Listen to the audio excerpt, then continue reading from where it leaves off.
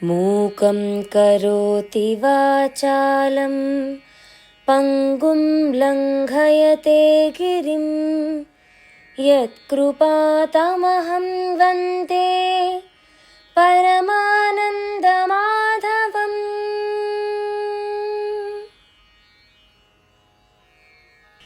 అధరం మధురం వదనం మధురం నయనం మధురం హసితం మధురం.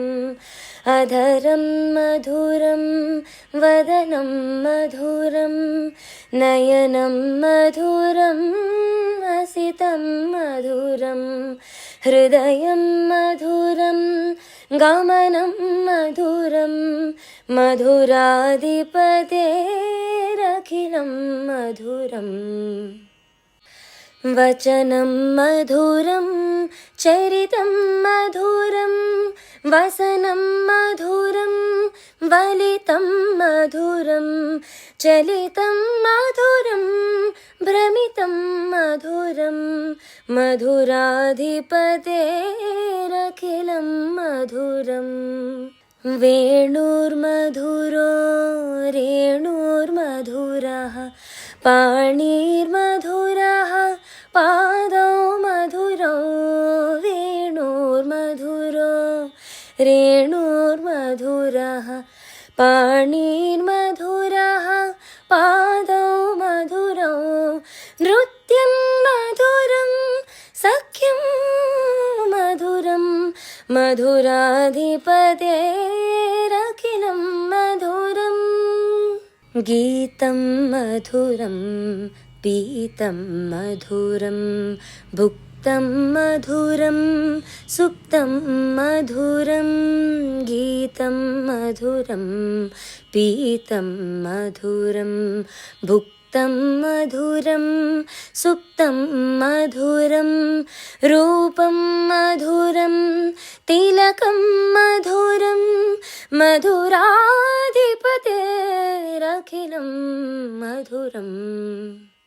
కరణం మధురం తరణం మధురం హరణం మధురం స్మరణం మధురం. కరణం మధురం తరణం మధురం హరణం మధురం స్మరణం మధురం.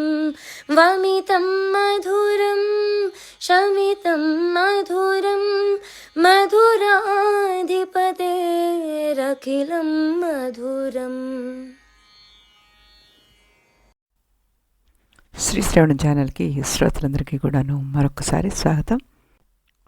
శివుడు ఏమన్నాడు, ఇంకా శ్రీకృష్ణుడికి ఏ వరం ఇచ్చాడు, ఇంకా అక్కడ ఉన్న మునులకి దేవతలకి పరమేశ్వరుడు ఏ విషయాల్ని వాళ్ళకి వినిపించాడు. జనార్దన, ఇంతకు ముందు నువ్వు ఆచరించిన మహనీయ తపశ్చర్య ఫలితం నీకు అందింది.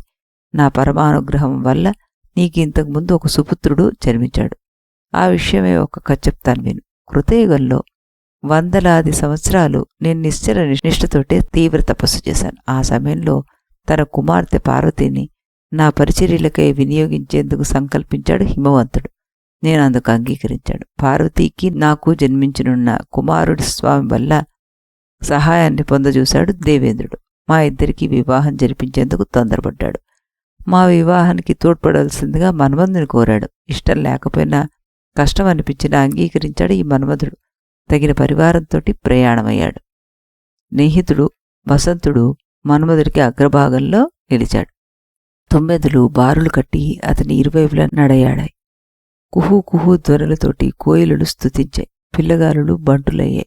చిలకలు గుర్రాలతోటి చిగురాకులు తీరుని అధిరోహించాడు ఈ మన్మధుడు. ఎగురుతున్న మీనకేతంతోటి నా ఆశ్రమానికి చేరుకున్నాడు. ఆ సమయంలో నేను ఏకాంత ప్రదేశంలో పద్మాసన నిష్ఠతో మనసు ఏకాగ్రం చేసి తపస్సులో ఉన్నాను. ఆసరికే పార్వతి నన్ను సమీపించింది. పరిచర్యలు చేసేందుకు సిద్ధపడి శిరస్సు వంచుకొని పక్కగా నిల్చుంది. తపస్సు నుంచి నేను తేరుకునేదాకా వేచి చూశాడు మన్మధుడు. ఎప్పుడైతే నేను తేరుకున్నానో అప్పుడు సమ్మోహనాస్త్రం నాపైన ప్రయోగించాడు. అలా తన నాశనాన్ని కోరుకున్నవాడయ్యాడు. ఎప్పుడైతే సమ్మోహనాస్త్రం గురయ్యానో అప్పుడు పార్వతీదేవిని ప్రేమగా చూశాను. నా చూపుకి పూల తీగలా వణికిపోయిందామె. క్షణంలో తేరుకున్నాను. నా ప్రవర్తనకి కారణం ఏమిటి, నాకేమైంది అన్నది తెలుసుకున్నాను. అంతా మన్మధుని ప్రేరేపణ అని గ్రహించి అతని కోసం నలువైపులా చూశాను. వాడి పూల ములుకులు గల బాణాలను ప్రయోగించేందుకు సిద్ధంగా ఓ పొదమాటన కనిపించాడు. అంతే. నా మూడో కన్ను తెరుచుకుంది. భయంకర అగ్నిజ్వాలలు చెలరేగాయి. అది చూశారు ఆకాశంలో దేవతలు. గగ్గోలు పెట్టారు. ప్రభు, అంత కోపం తగదు. మన్మధుడిని దహనం చేయొద్దు అంటూ మొరపెట్టుకున్నారు. అంతలో నా మూడో కంటి మంట మన్మధుడిని చుట్టుముట్టి అతని భస్మరాశం చేసింది. బ్రహ్మాది దేవతలంతా నన్ను సమీపించారప్పుడు. నా కోపం తగ్గిన మీదట లోకహితార్థమై మన్మధుడిని తిరిగి బతికించవలసిందిగా చేతులు జోడించారు. వారి కోరికను మన్నించాను. ఆ కోరిక ఫలితమే భస్మీభూతుడైన మారుడు నీ పుత్రుడుగా జన్మించే అదృష్టాన్ని పొందాడు. అతడే రుక్మిణీదేవి ప్రథమ పుత్రుడు ప్రద్యుమ్నుడు. సౌందర్యంతో లోక సమ్మోహనకారుడయ్యాడు. అతను అన్ని విధాలా నీకు సరిపోగలడు. కుమారుడికి ఆనాడు మహనీయ తపస్సు ఆచరించావు. ఇప్పుడు మళ్ళీ అదేవిధంగా తపస్సు ఆచరిస్తున్నావు. ఈ 2 తపశ్చర్యలకు అపురూపమైన ఫలం దక్కించుకున్నావు. మన్మధుడు నీకు పుత్రుడుగా జన్మించడమే కాదు, అతని జన్మ వృత్తాంతాన్ని కూడా నువ్వు తెలుసుకోగలిగావన్నాడు శివుడు. ధన్యుణ్ణి అన్నాడు కృష్ణుడు. కృష్ణ, నువ్వు అత్యంత పూజనీయుడు. నీ మహిమ ఈ మునీశ్వరుడు, ఈ దేవతలు తప్పక తెలుసుకోవాలి, అవగాహన చేసుకోవాలి. వీరంతా నిన్ను తెలుసుకోవడం వారికే మంచిది. నిన్ను తెలియచెప్పే బాధ్యత నాది. నీ గురించి వీరితో పాటు నువ్వు కూడా ఆలకించు అన్నాడు. అని ఇలా చెప్తున్నాడు అనమాట. ప్రకృతి, దాని గుణాలు మొదలైన 24 తత్వాలు నా బాహ్య స్వరూపాలు. వాటన్నిటికీ అతీతమైన 25వ తత్వం నువ్వు. సత్వరజస్తమో గుణ సంహితుడైన నువ్వు ఈ జగత్తు సృష్టి స్థితి సంహారాలు ఆచరిస్తున్నావు. విశ్వాన్నంతా వ్యాపించి ఉండడంతో విష్ణువు అని పేరుతో ప్రసిద్ధి చెందుతున్నావు. నారలు అంటే జలాలు. జలాల్లో నువ్వు నివసిస్తున్నందువల్ల నిన్ను నారాయణుడు అన్నారు. సర్వసంహారకుడైన కారణంగా నువ్వు హరివయ్యావు. భక్తులకు సుఖప్రదదాయకుడివి కాబట్టి ఆ కారణంగా శంకరుడివి కూడా అయ్యావు. సమస్తాన్ని విస్తరించి ఉండడం వల్ల బ్రహ్మవయ్యావు. త్రిలోకాలు సంపూర్ణంగా ఆక్రమించడంతో త్రివిక్రముడువయ్యావు.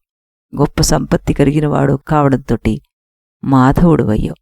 ఇంద్రియ పంచకం ఋషికం, దానికి అధీశ్వరుడు నువ్వు. ఆ కారణంగా నువ్వు ఋషికేశుడువయ్యావు. గోవనగా భూదేవి. నీ ప్రశాంతమూర్తిని ప్రియసతీ తిలకంగా స్వీకరించడంతో గోవిందుడువయ్యావు నువ్వు. జగదీశ, నువ్వు సకల ఛందస్సులోనూ గాయత్రివి, వేదాలలో ఓంకారానివి, అక్షరాల్లో అకార స్వరూపుడివి, ఆదిత్యుల్లో విష్ణుడివి, రుద్రుల్లో శంకరుడివి, మనువుల్లో స్వయంభూ మనువువి, అగ్నుల్లో పావకుడివి, దేవతల్లో మహేంద్రుడివి, గుహ్యకులలో కుబేరుడివి, దేవమునీశ్వరుల్లో నారదుడివి, దైత్యుల్లో ప్రహ్లాదుడివి, సర్పాల్లో వాసుగివి, నదీమతల్లో గంగవు, పర్వతాల్లో హిమగిరివి. మరొక విషయం, నీ నామధేయాలే నావి, నాకంటూ వేరే పేరు లేదు. ఇది గ్రహించిన వారు నీకు నాకు భేదం లేదన్న విషయాన్ని తెలుసుకుంటారు. నిన్ను కాదని నన్ను సేవించినా, నన్ను కాదని నిన్ను సేవించినా ఆ దురాత్మలకు ఎలాంటి శిక్షలు పడతాయో హరిహరులందు సమాన దృష్టి కలవారే చెప్పగలగాలి అన్నాడు శివుడు. సన్నగా నవ్వాడు కృష్ణుడు. మునులందరినీ కలిగి చూశాడు. అన్నాడిలా శివుడు. ఏమని?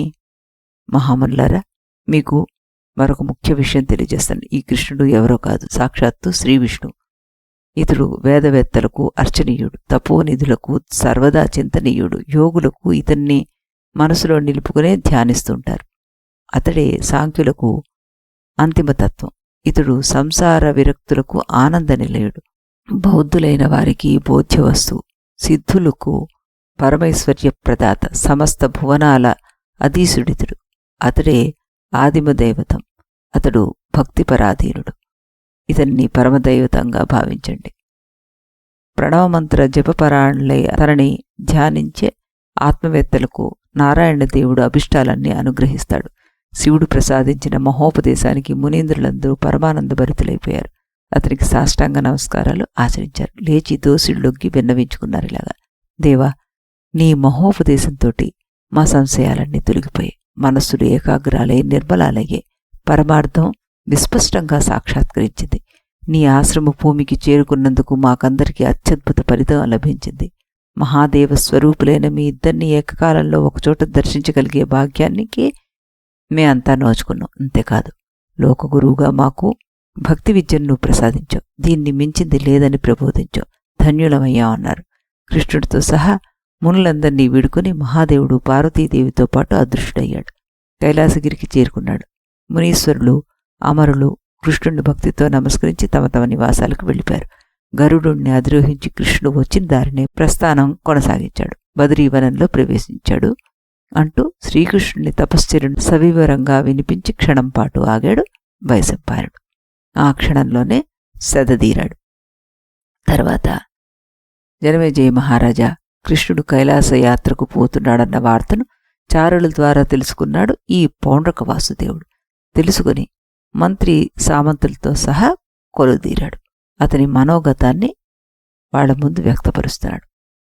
మిత్రులారా, ఈ భూమి మీద కన్ను మిన్నుగానక ప్రవర్తించిన అనేక మంది రాజులను నేను నిర్మూలించాను. వారి వారి తర్వాతి వారు నాకు సామంతులే. ప్రతి సంవత్సరము కానుకలెన్నో సమర్పిస్తూ వస్తున్నారు. ఎన్నడూ ఎవరూ ఏ ఆజ్ఞను అతిక్రమించలేదు. అయితే ఒక యాదవులు మాత్రం ఆ కృష్ణుని అండ చూసుకుని మదించి మైమరిచి నదును ఎదుర్కొనేందుకు ముందు కురుకుతున్నారు. అది నేను భరించలేకపోతున్నాను. ఈ బాధ నన్ను అనుక్షణం పీడిస్తోంది. అవునవును, మిమ్మల్ని కాదు మమ్మల్ని కూడా పీడిస్తోంది అన్నారు సామంతుడు. పశువుల కాపరి కృష్ణుడు. అతనికి అన్ని మహిమలు ఎక్కడో నాకు అర్థం కాదు. ఏదో చక్రం చేయి చిక్కింది. అందుకు ఆనందించి ఓ మూల కూర్చోవచ్చు కదా. కూర్చోక నా మీద విజృంభించి తన పౌరుష ప్రతాపాలు చూపించాలని వెర్రవీగుతున్నాడు. నన్ను ఎదుర్కొంటే అతని శంఖచక్ర గదా ఖడ్గాలు ముక్కలవుతాయని తెలుసుకోలేకపోతున్నాడు. ఈ భూమి మీద ఇద్దరు వాసుదేవులు ఉండాలని నేను తట్టుకోలేకపోతున్నాను. ఆ పశువుల కాపురి వాసుదేవుని అందమందిస్తే గాని నాకు నిద్ర రాదు. నా దగ్గర కూడా సుదర్శన చక్రం ఉంది. దాంతో అతని చక్రాన్ని తుత్తునేలు చేస్తాను. నా పాంచజన్యంతో అతని పాంచజన్యానికి విలువ లేకుండా చేస్తాను. నా నందకం అన్న ఖడ్గంతో అతని నందకాన్ని ముక్కలు ముక్కలు చేసేస్తాను. నా కౌమోదికి గదను ప్రయోగిస్తే ఆ కృష్ణుడు అతని గద ఎక్కడుంటాయి? శూన్యంలో గిరికిరి కొడతాయి. ధనస్సు అందుకోనంతవరకే. నేనే గాని ధనస్సును అందుకుంటే కృష్ణుని ఖండఖండాలుగా నరకడం పెద్ద సమస్య కాదు. అవునా కాదా అన్నాడు పౌండ్రక వాసుదేవుడు. అవునవును అన్నారు ముక్తకంఠంతో మంత్రి సామంతులు. అందుకే శంఖచక్ర గదా శాంగధరి అని అసలు సిసలు వాసుదేవుడు నేను గాని ఆ పశువులు కాపరి కాడు. ఇది గ్రహించి మీరంతా ఇకపై నన్నే కీర్తించాలి. నా ఆజ్ఞనే పాటించాలి. కాదని అతిక్రమించారో ధాన్యం గాని బంగారం నాణాలు గాని 100 పుట్ల చొప్పున అపరాధ రుసుం చెల్లించాలి. అంతే, ఎవరైనా సరే అపరాధ రుసుం చెల్లించాల్సిందే అన్నారు. అంత సంతోషించాడు పౌండ్రక వాసుదేవుడు. అన్నాడిలాగా, నరకాసురుడు నాకు మిత్రుడు. అతన్ని వధించి కృష్ణుడు వెర్రవీగుతున్నాడు. భరించలేకపోతున్నాను నేను. పరివారంతో సహా ఆ కృష్ణుడిని వధించిందే నాకు తృప్తి లేదు. యుద్ధం అనివార్యం. అవునవును, యుద్ధం అనివార్యం అన్నారు సామంతులు. పౌండ్రక వాసుదేవునికి జయజయధ్వానాలు పలికారు. కృష్ణ సంహారంలో తమకు అవకాశం కల్పించేందుకు వేడుకున్నారు అందరు. కొందరు కృష్ణుడితో యుద్ధం అంటే మాటలు కాదన్నారు. ప్రాణాపాయం కొని తెచ్చుకోవడమే అన్నారు. కొంతమంది బీతిల్లారు. కానీ భావనని బయటకు పెట్టలేదు. మంత్రి సామంతులంతా తమకు మత్తసు పలకడంతో ద్వారకపైకి దండయాత్రకి సిద్ధమయ్యాడు ఈ పౌండ్రక వాసుదేవుడు. సభసన్నాహాలు ప్రారంభించాడు. ఒకనాడు పౌండ్రక వాసుదేవుడి భవంతికి నారాయణ నారాయణ అంటూ నారద మహర్షి విచ్చేశాడు. శరత్కాల మేఘంలా మెరిసిపోతూ పండు వెన్నెల్లా ఉదయించేశాడు అతను. నారద మహర్షి వస్తున్నాడని తెలిసి ఎదురెగాడు ఈ పౌండ్రకుడు. అర్ఘ్యపాద్యాలన్నీ ఇచ్చి పూజలు ఆచరించి అతన్ని ఆశీర్ణించేశాడు. వినయంతో అతనికి పరిచర్యలు చేశాడు. కుశల ప్రశ్నలు ముగిశాయి. ఆ తర్వాత అన్నాడిలాగా, మహాముని, అమరులు, దైత్యులు, పన్నగులు, ఖేచరులు, యక్షులు, గంధర్వులు, కిన్నరులు, విద్యాధరులు మొదలైన వారందరి లోకాల్లో నీ యథేచ్ఛ విహారానికి ఏమాత్రం అడ్డులేదు. నీలాంటి వాడు ఈ భువనాల్లో ఇంకొకడు లేడు. అందుకే నేను ప్రార్థిస్తున్నాను. నా కోరిక ఒకటి నువ్వు తప్పకుండా తీర్చాలి. నా గురించి నువ్వు గొప్పగా చాటింపేయాలి. అన్ని లోకాల్లోనూ ఈ మాట నువ్వే తెలియచేయాలి అంటూ అన్నగానే ఏం తెలియచేయాలి అన్నట్ట నారదుడు. పౌండ్రకుడు యుద్ధరంగంలో అరివీర భయంకరుడు. అతని కీర్తి జగద్వదితం. అతని పేరే వాసుదేవుడు. అతనే శంఖచక్ర గజ శ్రాంగ్యాది ఆయుధధారి. అతన్ని నిర్జించడం ఎవరితరము కాదు. అయితే ఆ పశువుల కాపరి అతని ఆయుధాలు పేరుతో సహా స్వీకరించి అసలు వాసుదేవుణ్ణి అని బిర్రవీగుతున్నాడు. అందుకు తగిన ఫలితాన్ని త్వరలో అనుభవించబోతున్నాడు. అతనికి చావు దగ్గర పడింది అనగానే నిజమా అన్నాడు ఈ నారదుడు. మరి ఇతని ఆశ్చర్యానికి అతని సమాధానం ఏమిటి అన్నది, పౌండ్రకుడి సమాధానం ఏమిటి అన్నది మనం రేపు విందాం. అంతవరకు సెలవు.